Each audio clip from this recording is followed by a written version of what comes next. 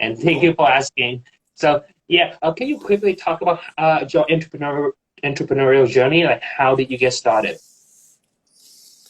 Um, so I had a lot of entrepreneurial tendencies growing up. I made my first, nickel or dime when I was 5 years old, and I made a piece of art and sold it to my next door neighbor. Just knocked on the door and said, "Hey, do you want to buy my art? 5 cents or 10 cents." And going through, you're from Toronto, right? Did I make that up? Winnipeg, Manitoba. Oh, okay, you're Canadian. I knew you're Canadian. Yeah, So Canadian. Yeah. when I was uh, when I was 12 and 13, the Toronto Blue Jays won the World Series of baseball, and it was also like baseball card mania at that point. And so I was selling baseball cards and doing garage sales and all that kind of stuff. But I also didn't know that I wanted to be an entrepreneur. Being an entrepreneur wasn't even a thing. You have to be kind of crazy to be an entrepreneur. Hmm. So I'm 40 now, right? So this is now 25 years ago. Um, I just decided, I don't know, I want to try it. I went to university and I had the chance to go do my dream job and make 6 figures and travel around the world and all that stuff. And I had a chance to also be a 30% owner in a startup and make $300 a month. And Hmm. that was the hardest decision in my life, which to do. And I just thought, you know what? I'd rather know and fail than not know. And so I'm going to give it a shot. I said, I'll give myself a year and I'll try this business. And luckily it worked out. So I'm grateful for that. I haven't had to go back, and I never had to go get another job, after Yeah. that. But it was really that decision that I'd rather know and fail than not know. And I think Hmm. everybody should at least try. Like, I think that you're doing this is great. Thank Uh, you. and maybe it wouldn't work. Like, now it's worked and you've gotten some great people on, right? And you're learning and you're growing. Like, dude, you keep doing this in a year or 2 years. Like, you think Thank about the you. 3 year journey of your IG, the next 3 years is going to look insane because you gave it a shot, and you could have been too afraid, and you could have said no, and you could have found reasons why. You just talk yourself out of it. But it's better to know, try, and if you fail, you fail when you move on. But you don't spend the next 3 years just thinking about, I should have done this, I should have done that. And the thing that haunts me is, this idea that you had. When did you first come up with the idea to That interview of putting people? myself out. Yeah, interviewing people. Actually, at the end of 2019. So this when I first like, okay, I know I need to be a personal brand. I need to get myself out there, let my audience know who I am, who's behind this page. And I was already almost at 1 million followers when I had this idea, but it took me a while to overcome the fear because like I already have a big following. I don't know how well people would perceive it. Like it Yeah. took me a while to eventually to put my face out there. And that's what haunts me. That's what I want to try to kill in myself, in other people, because you actually could have started this thing 2 years ago. Hmm. Like, if you had 50,000 followers, you could have started this. Yeah. People would have come on your show, and you waited until 1 million. And it's not you. Everybody's the same thing. When I hit this, then I can do that. And you're Yeah. always constantly living in the future. And it's really just because of fear of failure. And that's what I'm trying to crush as much as possible. And so the thing that Hmm. really helped me was just telling myself, I would rather know and fail than not know. And I don't want to spend the next 5 years of my life just worrying and thinking about what could have happened instead of actually building something great. That's amazing. Okay, and we have all heard the phrase "follow your passion," but a lot of young people are struggling to figure out what their passion is, so they end up doing nothing because they don't want to start something that they're not passionate about, or they end up choosing something that is boring but is secure and stable, which drain up their energy and inhibit them from actually finding their real purpose in life. Do you have any thoughts on that? So your purpose comes from your pain. That's why I wrote my new book, Built to Serve. We got to get you a copy, Dave. We got to send it over to I you. have Built to one right Serve. here. Oh, he's I got it have right one there. right here. There he is. Hey, Yes. Built to Serve.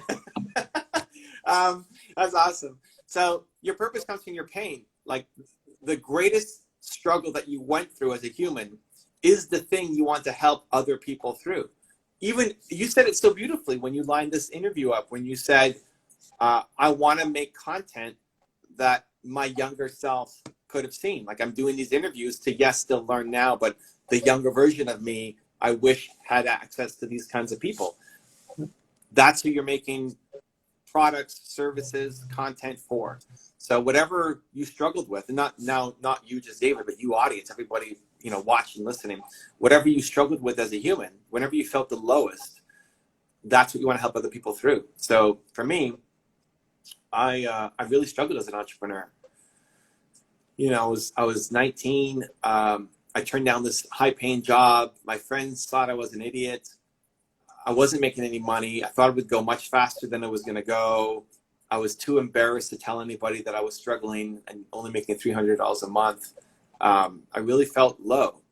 I didn't know what to do. I felt kind of hopeless and lost.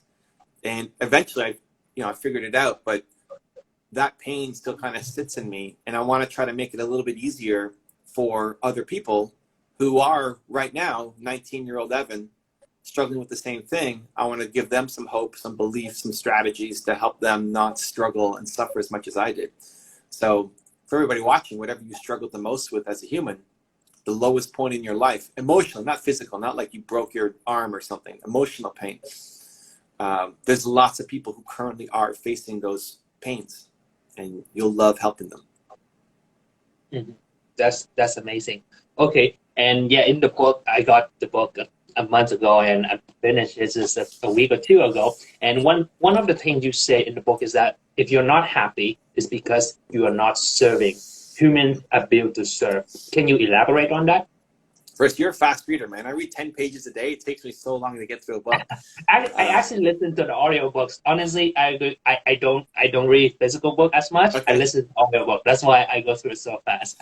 I love it. Cool. And listen, I read it myself, right? I insisted. So I did a deal for both of my books where they paid me to read the book, but I would have done it for free because I think if you I hate auditory. Like auditory is the worst for me. The fact that I can see you makes this a lot easier. If I could only hear you, I'd have to really focus because auditory is the worst for me. But if you're an auditory learner and you get a chance to listen to a book by the author who read it themselves, not the voice actor, I think it's so amazing because you get to hear their intonation and the way that they want to say it and their energy, and they get you fired up. Anyways, that's cool that you got the audible version. Yeah, if you're not happy, it's because you're not serving. And this is hardwired into humans. The helping others hits the same part of your brain as having food and having sex. It's hardwired into you. And we all know how good it feels to help somebody, whether you buy the coffee for the person behind you in line, or help somebody cross the street, or hold the door for somebody, or I'm sure you sending a DM to somebody that makes their day. Like, we know how good that feels. But there's a big difference between just kind of random acts of kindness and actually hitting purpose. When you hold the door for somebody, it makes you feel good in the moment, but it fades away pretty quickly. When you help somebody who currently is facing the things that you went through, and you see a younger version of you in them, and you see like this hopeless person, and then they see you and you give them hope and you give them belief and you help them feel like it is possible to get out of that situation that you're in, that's going to fill you up on a whole other level. That'll give you an addiction, a high that you'll want to chase for life. And people are missing that because they're afraid. One, because they haven't found it, and two, they're afraid. They're afraid we want to help, but we're afraid of being judged. Mm-hmm. We're afraid of other people's opinions, but we want to help them. So we end up doing nothing. We end up being stuck. You have your foot on the gas and the brake at the same time because you can do more, but you're afraid. And so this is the problem I'm trying to unlock in people, to say, go, do it, create, serve, help. You want to make something amazing that changes people's lives, and you can, and you must. Let's go. Mm-hmm. That's amazing. Okay, and there are a lot of people who drive to work every day hating their job, and the only reason they will show up to work is because of the paycheck. And the sad thing is that they will be doing that for another 20, 30 years, 5 days a week, 8 hours a day minimum. What advice do you have for those people? So one, know that you're capable of more. It's like the Mm-hmm. lack of belief is the thing that holds people back first. Like really know and feel that you're capable of more. Two, know that you want to serve. You know that you want to help. Know how good it feels to help somebody, and that you don't want to spend the next 30 years. This is why I have this picture, Kanye here, actually behind me on the wall. He did this interview where he said, I don't want to spend the next 30 years of my life inside some corporation. So know that you want to serve and that you want to help. Mm-hmm. Next, if you're going to have a job, it's fine. I'm not the guy who's going to say, quit your job right now and go all in on your business and you have no idea what to do. Yeah. If you have a job, it's okay. But get a job where you're going to learn. The point of a job is to learn. Yes, to kind of pay the bills, but to learn, to get better at a skill set. If you're at a job that you hate, you're going to come home and have no energy to go and work on your own business. Because just this is most people's life. They go work at some job they hate, come home, and they have to watch Netflix for 4 hours because they hate everything about it. So get a job where you're going to learn. Get a job that you don't absolutely hate. So whatever you want to learn to get better at, if you want to get better at marketing, go get a job in marketing. Think about the business that you want to build and the skill sets that you're going to need to get there, and then try to get a job where you're going to get those skill sets. So you're getting paid to make mistakes. You're now getting paid to learn instead of just getting paid to trade your time and sell your soul. And then you start your business on the side. You start your business in your evenings and your weekends, side hustle, to the point where you can make enough money from your business to start your own thing full time and leave your job. But there's a sequence of steps, because that may sound, oh, great, follow those 5 steps and you're good to go. But a lot of people are stuck still in phase 1 where they don't even believe that it's possible. So those are all little micro steps to get you from hating your life, driving to a job that you just don't want to do anymore, to actually building a business, serving others, and having a fulfilled life. I love that advice. Okay, and your book, Build to Serve, is you lay out a 3-step process to help people find a purpose in life. Can you talk about the who, why, and how process? Yeah, so 3 steps. Who is your single most important core value? So I believe that you have one value that's above all others. Mine is believe. Did you figure out yours in the process? That's something I have a sort of like a picture of what it is, but it's not a very clear detail yet. That's something I'm working on right now. That's why I'm so excited for this interview. Yeah. So if you have to pick one core value that you know is super important to you, don't worry about being perfect yet. Like, what would you pick of a value that's really important to you right now? Right now, if anything, I would say passion. Like everything that I do is all about whether or not do I enjoy doing it, do I like doing it? Because I know there are things that I could do to make me more money, double, triple my income, but I just can't get myself to do it because I just don't feel fulfilled doing those things, or I just simply don't enjoy doing those things. So I just do what I feel passionate about. Great. So let's run with passion. So now you know that whenever you're not happy, it's because you're doing work that you're not passionate about. And so the answer to having sustained happiness is to inject more passion. And this is going to be the thing. Like, if you just keep doing the same thing over and over again, you're going to get bored of it, and you're going to have to inject new passion into something. If you just keep posting the same facts on your IG, you're going to get bored of it. Yeah. And you'll have to find something all the time. Like, if you keep doing interviews the same way, you're going to get bored of it. You're going to have to always inject newness into it so you have more passion. When you bring on team members, you're going to bring on somebody who's going to edit your videos, and somebody who's going to do your graphic design, and somebody who's going to, right? Now you've got 25 people working for you. The most important thing for them is going to have passion for their work as well. And it's not that the other things aren't important, like honesty or dedication or hard work or other, but passion is going to be really important for you. So you want a video editor who doesn't just edit videos and can turn this into a great YouTube video or IGTV clip or something, but somebody who actually has a lot of passion. It's going to be important for you. It's going to be harder for you to work with people who don't have passion. For the guests that you bring on, you want to bring on people who have passion. I have passion, which is great. And I mean, the other people you brought on also do too, which is great. But so the point of that is it gives you a filter now for running the rest of your life. It's not that that's going to fade. Like, you're going to be 120 years old, David, and still care about passion. Mm-hmm. You're not going to not want to have passion anymore at 120. So it's an important exercise for everybody to go through, because it gives you the roadmap so that you can always check in to say, how do I bring more passion into my life, into my relationships, into my business, right? It's a big picture thing. How do I bring more passion into my entire life? But then also into a daily, like, I don't know what you're doing after this. How do I bring more passion into my next Instagram post? Like, it becomes the filter through which you make all important decisions. So mine is believe, and I walk people through a process of how to do it in Built to Serve.